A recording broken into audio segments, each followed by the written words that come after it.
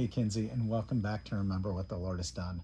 Today we are Jericho 5, 6, 7, and 8. Missed a number there. Joshua. What did I say? Jericho.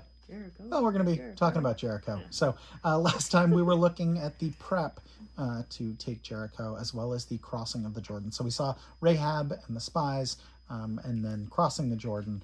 And today we'll actually look at Jericho. We'll also look at the covenant, or the renewal of circumcision, the renewal of the covenant, and then I's destruction. That's AI. And we'll talk a little bit about covenant renewal, because I think there's definitely something for us to remember in that we should probably do more of. So we'll talk about that. But again, Joshua, not Jericho, Joshua 5 through 8 today. So 5, 6, 7, 8. Now, that was awesome. Now when all the Amorite kings west of the Jordan and all the Canaanite kings along the coast heard how the Lord had dried up the Jordan before the Israelites until we had crossed over, their hearts melted, and they had no longer the courage to face the Israelites. At that time, the Lord said to Joshua, "Make flint knives and circumcise the Israelites again." So Joshua made flint knives and circumcised the Israelites at Gibeath Haraloth. Now, this is why they did so. All those who came up out of Egypt, all the men of military age, died in the desert on the way to after leaving Egypt. All the people that came out had been circumcised, but all the people born in the desert during the journey from Egypt had not. The Israelites had moved about in the desert 40 years until all the men who were of military age when they left Egypt had died, since they had not obeyed the Lord. For the Lord had sworn to them that they would not see the land that he had solemnly promised their fathers to give us, a land flowing with milk and honey. So he raised up their sons in their place, and these were the ones Joshua circumcised. They were still uncircumcised because they had not been circumcised on the way. And after the whole nation had been circumcised, they remained where they were in the camp until they were healed. Then the Lord said to Joshua, "Today I have rolled away the reproach of Egypt from you." So the place has been called Gilgal to this day. On the evening of the 14th day of the month, while camped at Gilgal on the plains of Jericho, the Israelites celebrated the Passover. The day after Passover, that very day, they ate some of the produce of the land, unleavened bread and roasted grain. The manna stopped the day after they ate this food from the land. There was no longer any manna for the Israelites, but that year they ate of the produce of Canaan. Now, when Joshua was near Jericho, he looked up and saw a man standing in front of him with a drawn sword in his hand. Joshua went up to him and asked, "Are you for us or for our enemies?" "Neither," he replied, "but as commander of the army of the Lord, I've now come." Then Joshua fell face down to the ground in reverence and asked him, "What message does my Lord have for his servant?" The commander of the Lord's army replied, "Take off your sandals, for the place where you are standing is holy." And Joshua did so. Chapter 6. Now the gates of Jericho were securely barred because of the Israelites. No one went out and no one came in. Then the Lord said to Joshua, "See, I have delivered Jericho into your hands, along with its king and its fighting men. March around the city once with all the armed men. Do this for 6 days. Have 7 priests carry trumpets of ram's horns in front of the ark. On the 7th day, march around the city 7 times, with the priests blowing the trumpets. When you hear them sound a long blast on the trumpets, have the whole army give a loud shout. Then the wall of the city will collapse and the army will go up, everyone straight in." So Joshua son of Nun called the priests and said to them, "Take up the ark of the covenant of the Lord, and have 7 priests carry trumpets in front of us." And he ordered the army, "Advance, march around the city with an armed guard going ahead of the ark of the Lord." When Joshua had spoken to the people, the 7 priests carrying the 7 trumpets before the Lord went forward, blowing their trumpets, and the ark of the Lord's covenant followed them. The armed guard marched ahead of the priests who blew the trumpets, and the rear guard followed the ark. All this time the trumpets were sounding, but Joshua had commanded the army, "Do not give a war cry, do not raise your voices, do not say a word until the day I tell you to shout. Then shout." So he had the ark of the Lord carried around the city, circling it once. Then the army returned to camp and spent the night there. Joshua got up early the next morning, and the priests took up the ark of the Lord. The 7 priests carrying the 7 trumpets went forward, marching before the ark of the Lord and blowing the trumpets. The armed men went ahead of them, and the rear guard followed the ark of the Lord, while the trumpets kept sounding. So on the 2nd day they marched around the city once and returned to the camp. They did this for 6 days. On the 7th day they got up at daybreak and marched around the city 7 times in the same manner, except that on that day they circled the city 7 times. The 7th time around, when the priest sounded the trumpet blast, Joshua commanded the army, Shout, for the Lord has given you the city. The city and all that is in it are to be devoted to the Lord. Only Rahab the prostitute and all who are with her in her house shall be spared, because she hid the spies we sent. But keep away from the devoted things, so that you will not bring about your own destruction by taking any of them. Otherwise, you will make the camp of Israel liable to destruction and bring trouble on it. All the silver and gold and the articles of bronze and iron are sacred to the Lord and must go into his treasury. When the trumpet sounded, the army shouted, and at the sound of the trumpet, when the men gave a loud shout, a wall collapsed, so everyone charged straight in, and they took the city. They devoted the city to the Lord and destroyed with the sword every living thing in it, men and women, young and old, cattle, sheep, and donkeys. Joshua said to the 2 men who had spied out the land, "Go into the prostitute's house and bring her out and all who belong to her, in accordance with your oath to her." So the young men who had done the spying went and brought out Rahab, her father and mother, her brothers and sisters, and all who belonged to her. They brought out her entire family and put them in a place outside the camp of Israel. Then they burned the whole city and everything in it, but they put the silver and gold and the articles of bronze and iron into the treasury of the Lord's house. But Joshua spared Rahab the prostitute with her family and all who belonged to her, because she hid the men Joshua had sent as spies to Jericho, and she lives among the Israelites to this day. At that time, Joshua pronounced this solemn oath: "Cursed before the Lord is the one who undertakes this to rebuild this city Jericho. At the cost of his firstborn son, he will lay its foundations. At the cost of his youngest, he will set up its gates." So the Lord was with Joshua, and his fame spread throughout the land. Chapter 7. But the Israelites acted unfaithfully in regard to the devoted things. Achan, son of Carmi, the son of Zimri, the son of Zerah of the tribe of Judah, took some of them, so the Lord's anger burned against Israel. Now Joshua sent men from Jericho to Ai, which is near Beth-aven to the east of Bethel, and told them, "Go up and spy out the region." So the men went up and spied out Ai. When they returned to Joshua, they said, "Not all the people will have to go up against Ai. Send 2,000 or 3,000 men to take it, and do not weary all the people, for only a few men are there." So about 3,000 men went up, but they were routed by the men of Ai, who killed about 36 of them. About 36 of them. They chased the Israelites from the city gate as far as the stone quarries and struck them down on the slopes. At this, the hearts of the people melted and became like water. Then Joshua tore his clothes and fell face down on the ground before the ark of the Lord, remaining there till evening. The elders of Israel did the same and sprinkled dust on their heads. And Joshua said, "Ah, sovereign Lord, why did you ever bring this people across the Jordan to deliver us into the hands of the Amorites to destroy us? If only we had been content to stay on the other side of the Jordan. O Lord, what can I say now that Israel has been routed by its enemies? The Canaanites and the other people of this country will hear about this, and they will surround us and wipe out our name from the earth. What then will you do for your own great name?" The Lord said to Joshua, "Stand up. What are you doing down on your face? Israel has sinned. They have violated my covenant, which I commanded them to keep. They have taken some of the devoted things they have stolen. They have lied, and they have put them with their own possessions. That is why the Israelites cannot stand against their enemies. They turn their backs and run because they have not been made liable to destruction. I will not be with you any more unless you destroy whatever among you is devoted to destruction.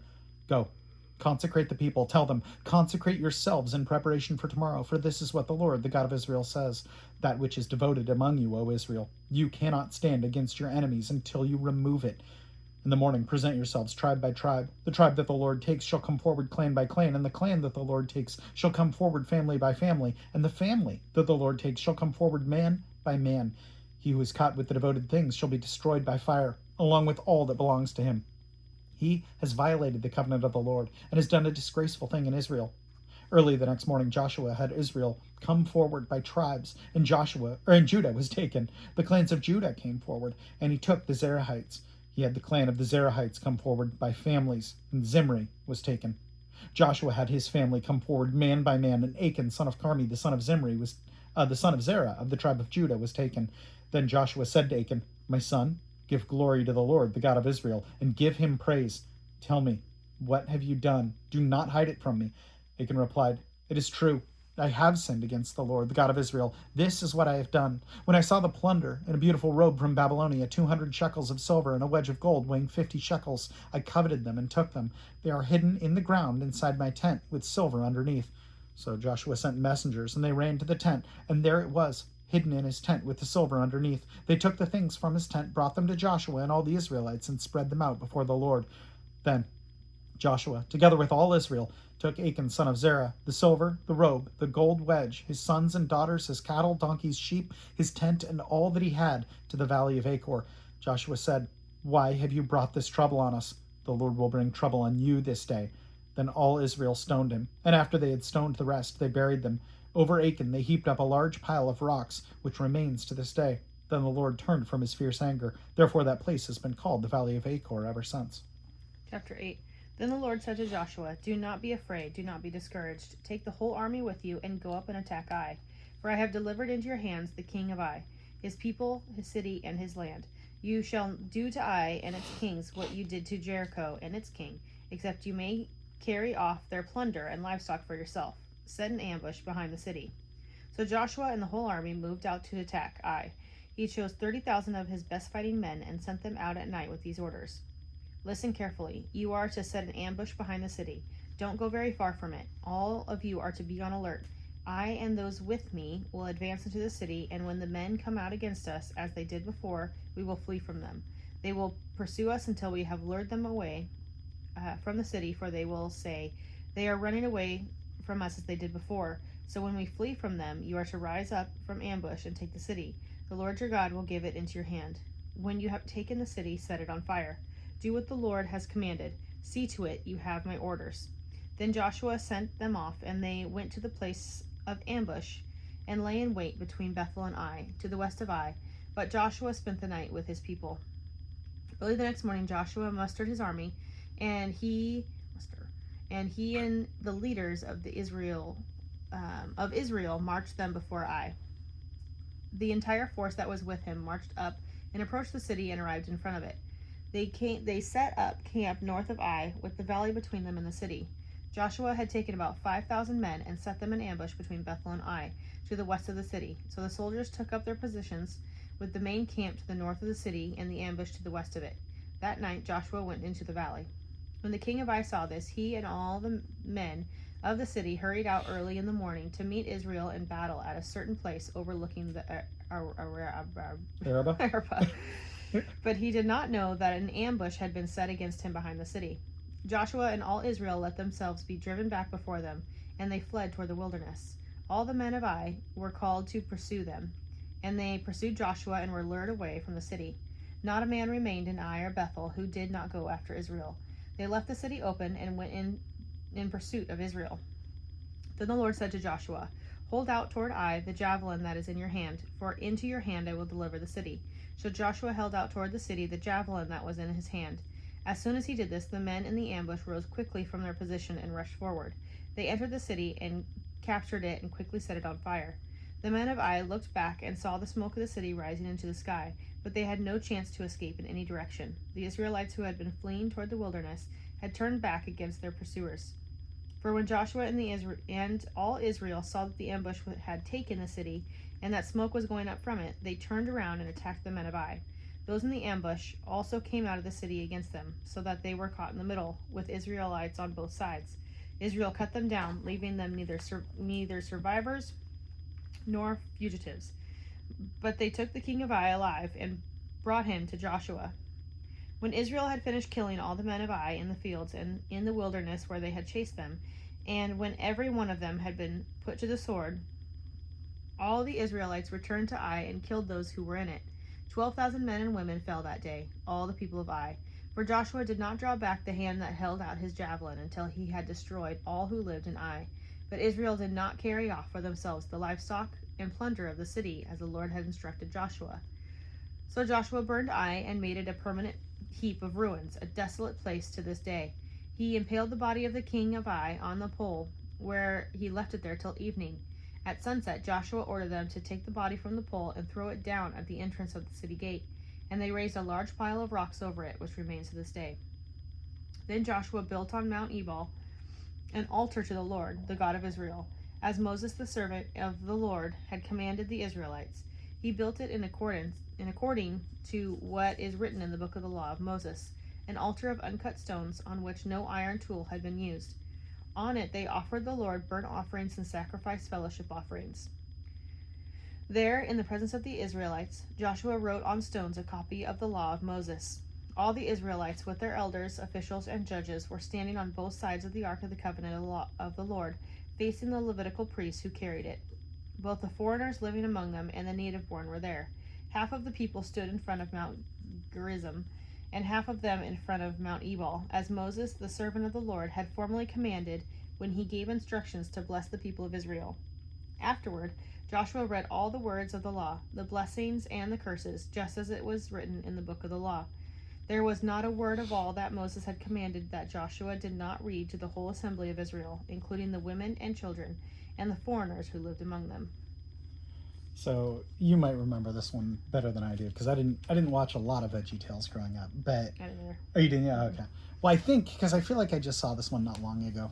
I think that I wrote in my notes as you were reading blueberries on the wall, because I think that as the Israelites are marching around, the Israelite vegetables, I'm sorry, are marching around Jericho, I think there are blueberries on the wall that are mocking them. I think I remember that right.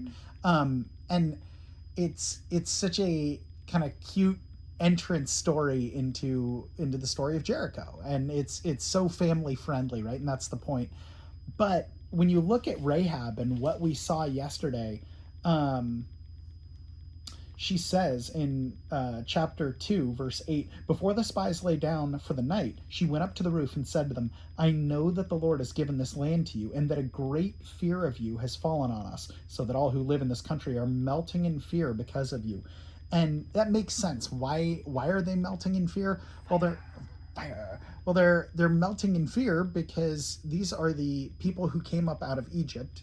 They somehow survived the crossing of the Red Sea, and then they were in the desert and they just kind of disappeared for 40 days, and then all of a sudden 40 years. And why are they still alive? And I'm sure that word of the Israelites has reached this people, I'm sure, after 40 years. And so then rumors probably start. Well, there's a rumor that after this pillar of fire and cloud had been going around for ages, then they're being fed from heaven. And then there are rumors of them showing up in the city, and then people see them, and then the Jordan River stops and they cross. That's terrifying. And then this people starts marching around the city once and blowing trumpets, and then they leave. Yeah. Then they're back the next day. And so for 6 days, they're terrorizing the city. Those blueberries aren't going to be mocking them. Those blueberries are going to be making juice. Like they'd be freaking out. And then obviously, I think what I think is one of the most terrifying parts of the story is like when they finish that first lap on the 7th day, but then they keep going. And it's like, oh, biscuits. Something has gone terrible. So I just think that's super interesting. And the story of Jericho, I think, is kind of terrifying. Beyond that, I really like the story. It's really, I just think it's so terrifying. It's awesome, but it's terrifying. That little bit about covenant renewal right at the end, I think that's just something that's so great. Such a great reminder of, after a while, we're going to be, I'd like to, renewing our marriage vows. I would love to do that. I think that's something that's super cool. It's just a reminder of, hey, yes, we've been doing our day to day for so long, but hey, I was committed to you before. And I think some of that can get lost in the midst of it. But let's remember, like, I'm still committed to you. And I think that's really important for God as well, to say, man, I'm lost in the day to day often, but Lord, I am still committed to you. And I think that's important to say day to day, but I think there are periods of our life where it's really important to remember. And very often that's an annual thing, right? At Christmas, we remember that he was given to us, and at Easter he died and rose.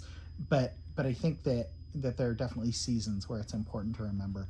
Can we hold on? Can we go back to right before Jericho fell, that beginning of that chapter? The fall of Jericho, so chapter 5, verse 13, where he saw the man next to Jericho with the sword drawn. So I've heard before that people say that this is Jesus, like our first glimpse of Jesus. Like a pre-incarnate Jesus, sort of? Yeah, and as we were reading it, I was kind of thinking about that. What message does my Lord have for his servant? And then the commander of the Lord's army replied, "Take off your sandals, for the place where you're standing is holy." Well, if it's Jesus, it would be. No other angels really say that. Yeah. Interesting. And then now in chapter 6, now the gates of Jericho were securely barred, and because of the Israelites, no one went out and no one came in. Then the Lord said to Joshua. So it switches now to the Lord, and I don't know if time has passed. What verse was that? That was in 6? Yeah, well, chapter 6, verse 1 and then 2. But I don't know if time had passed there, or if he was still standing in front of this person. Or if the commander of the Lord's army, because he says he's a commander, though. Or if the commander of the Lord is speaking through. Yeah. But yeah, anyways, yeah, that's interesting. That was an interesting part. I've never thought of, well, that's flipping cool. I've never thought of that. Yeah. Continue. That's fine. That's great. Good grief. The thing that you did was horse front riding today, which is daddy horse front riding, which is different than horseback riding because it's on my belly because my back is out of shape and having you, and I don't trust you riding my back. You would definitely fall over. But you love to like straddle my tummy and then start to bounce up and down really hard on it. And it's super cute and you love it and it's exhausting. And I can't help but like gut laugh as you're doing it, and you're laughing and I'm laughing, and I'm like, okay, I'm on dad, and I try to lift you off and you struggle to stay on. And this happened a couple times tonight. But then when I finally, because I was laughing so hard, I kind of gave up. And then you just kind of fell on me and hugged me.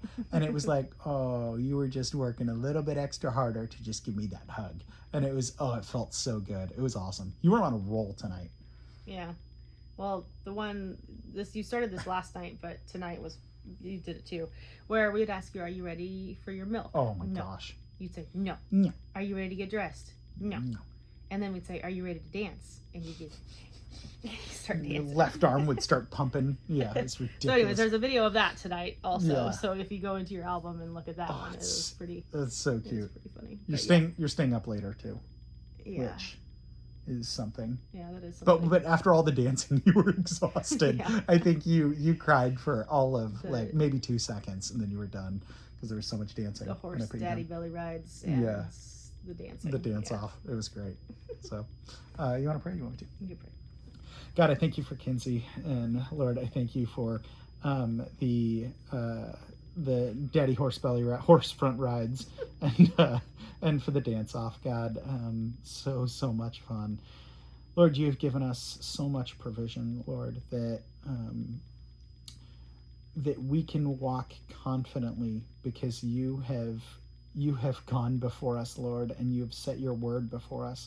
May we walk in obedience, God. God, we also thank you for the fact that we do have easy ways to look at these Bible stories. We can look at them with blueberries in mind, Lord, to help us understand the stories, God. But when we really, really get into your word, we see that you go before us in a mighty, mighty way. God, may we remember that and continue to renew our loyalty and our love for you every single day, Lord. In Jesus' name we pray. Amen. Well, Kinsey, we love you and we appreciate you. And we will plan on seeing you tomorrow. Have a good one.